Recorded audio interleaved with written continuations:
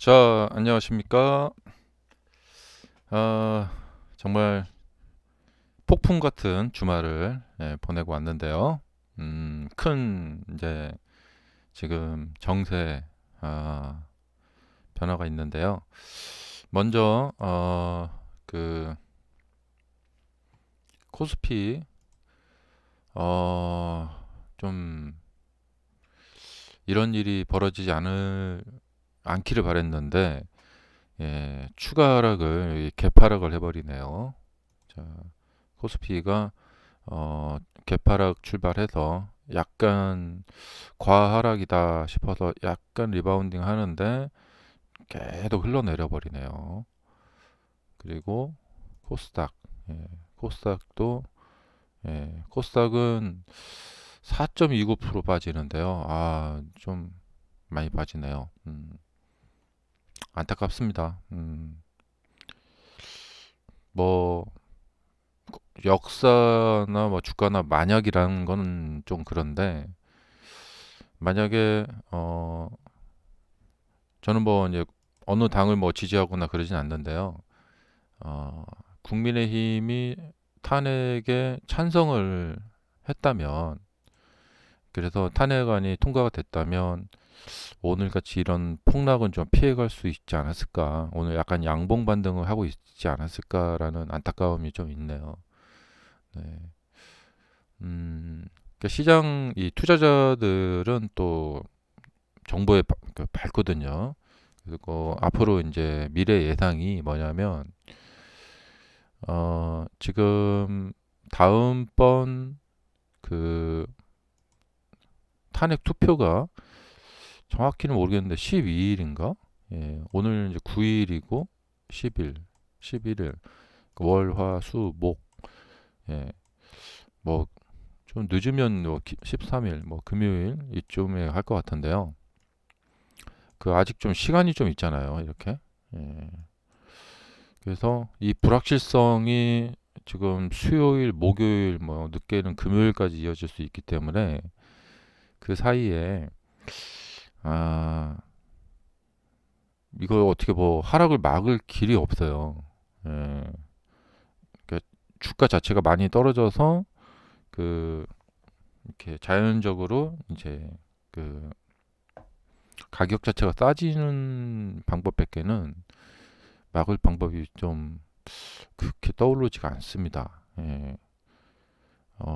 만약에 뭐 그 대통령 하야라던가 이런 것이 미리 좀 발표가 돼버리면 이제 급선회할 수 있을 것 같은데요. 자, 좀 안타까운 상황이 펼쳐지고 있습니다. 예. 우리나라 이 증시가 참 예, 안타깝습니다. 네, 안타깝다는 말밖에는 음, 자 그렇고요. 어, 그래서 지금 한 뭐 오늘 내일 그러니까 이게 이제 하락 자체가 조금 이렇게 과도해지면은 자연 리바운딩 같은 것을 좀 기대해 봐야 될 수밖에 없는 그런 상황입니다. 그러니까 이때 보면은 하락 자체가 이렇게 과도하잖아요. 그럼 이제 이때가 아마 일본에서 그 엔케리 저기 일본 중앙은행 그 금리 그때 있던 것 같은데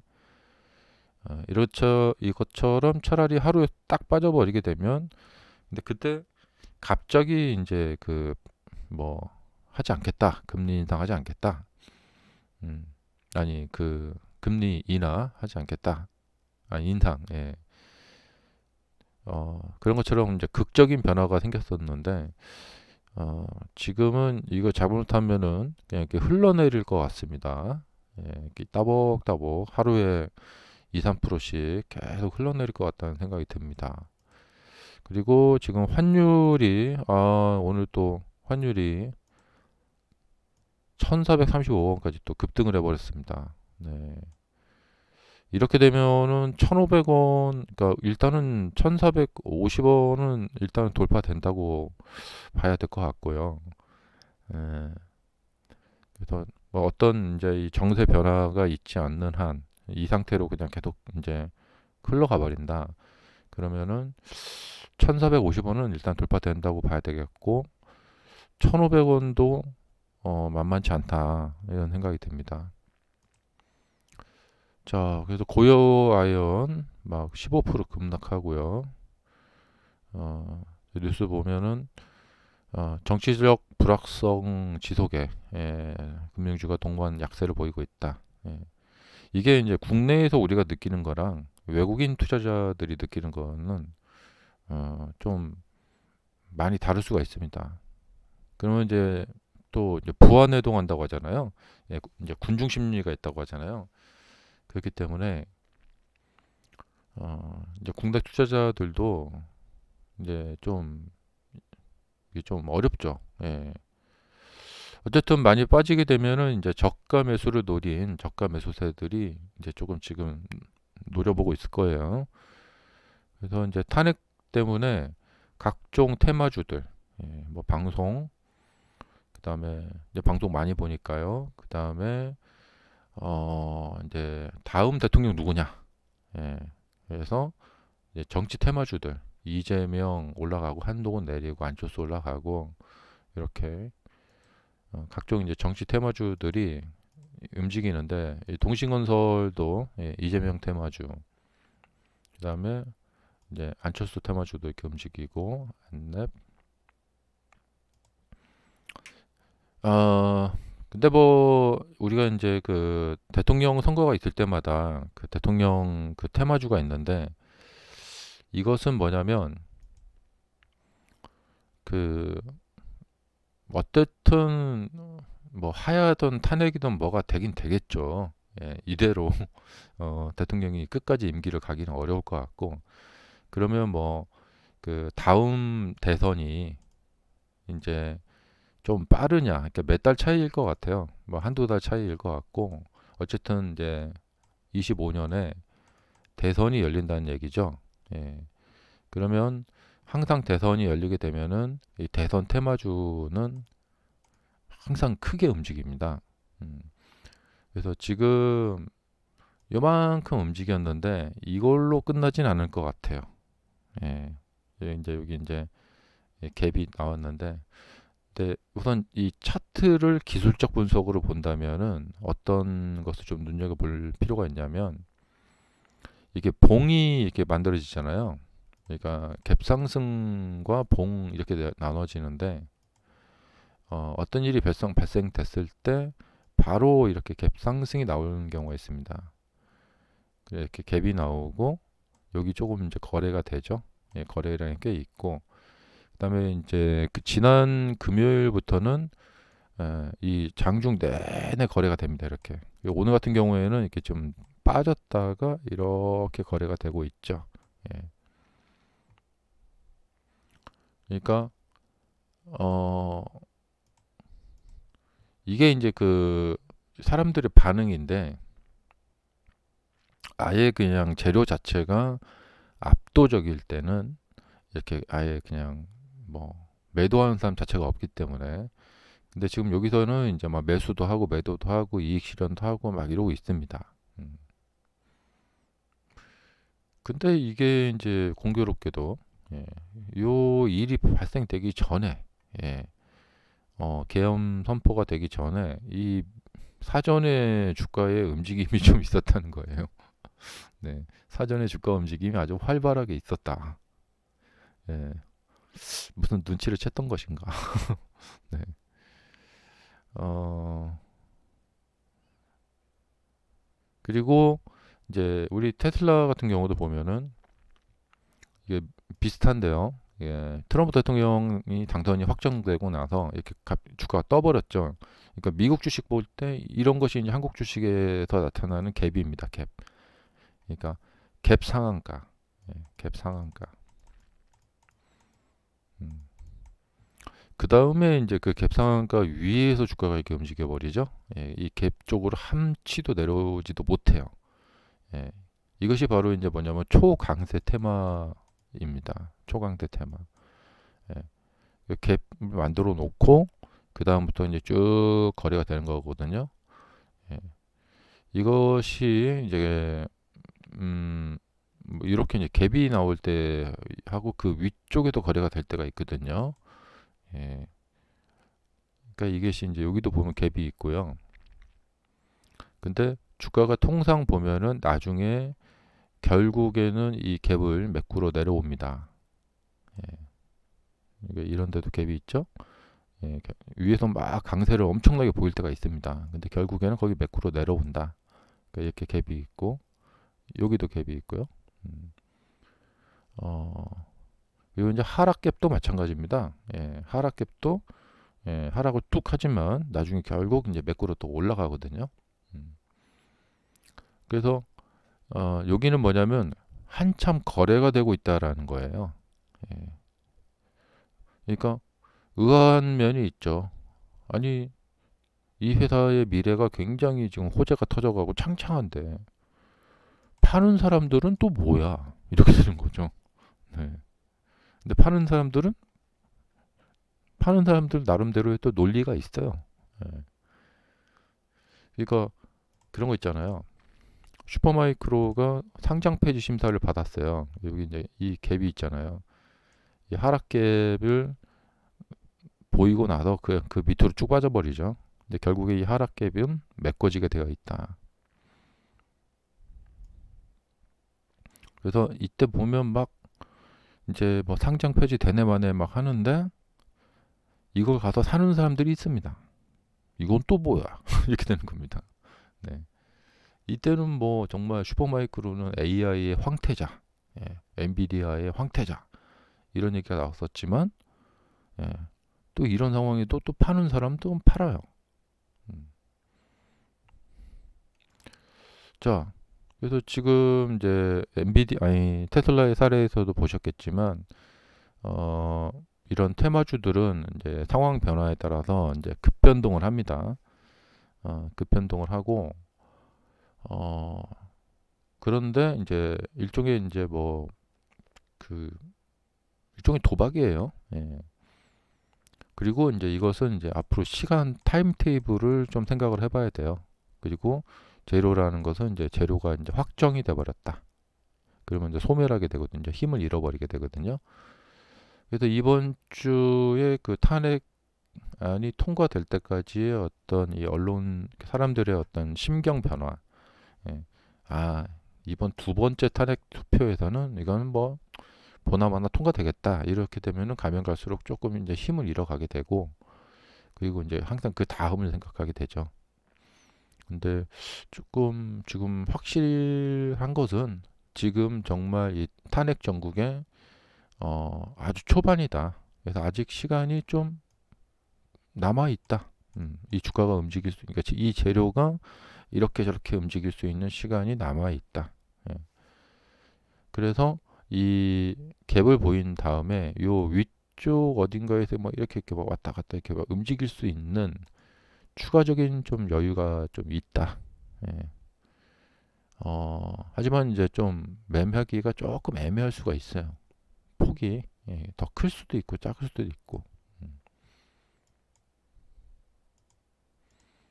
음, 그래서 앞으로 이제 막 여러 가지 변화가 좀 있을 수가 있겠죠. 예를 들면 뭐 상상의 나래를 펴보자면 뭐 한동훈 대표가 갑자기 뭐 한동훈 대표가 대표직을 뭐 사임한다. 뭐 이런 거 있을 수도 있겠고. 그러니까 탄핵이 이게 통과가 돼버리게 되면은 뭐 그 책임을 지고 한동훈 대표가 이제 사임을 하겠다. 뭐 이렇게 할 수도 있겠고. 이거 뭐 그냥 가령 그래요.